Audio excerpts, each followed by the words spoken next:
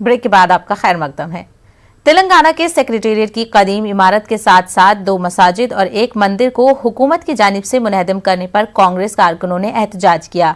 जिला Adilabad Congress minority cell के सदर नशीन साजिद खान और साबिक काउंसलर नागेश ने मंदिर और मस्जिद के दोबारा रूबरू एहतजाज किया। 2 मसाजिद और मंदिर को उसी मुकाम पर दोबारा तामीर करने की मांग की गई।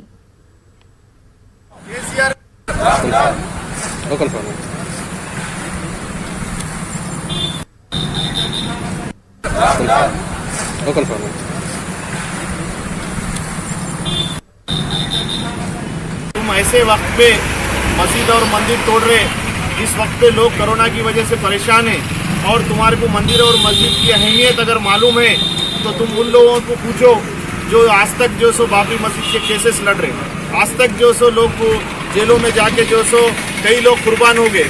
तो आप जो सो सेक्रेटेरिएट की मस्जिद तोड़ने का क्या मकसद है, मंदिर तोड़ने का क्या मकसद है? ऐसे वक्त पे जब लोग परेशान हैं, लोगों को मदद करना है, आप ऐसे वक्त पे जो सो मंदिर और मसाजिदें तोड़ रहे। मैं केसीआर साहब से बार बार ये बोलना चाहता हूँ कि आप जिस तरीके से दौरा पालाना पूरे स्टेट में कर रहे, किसी की मदद नहीं करके अपने बेटे को सीएम बनाने के वास्ते नया सेक्रेटेरिएट बना के क्या साबित करना चाह रहे, ये तो आपको आने वाले इलेक्शन में लोग बताएंगे।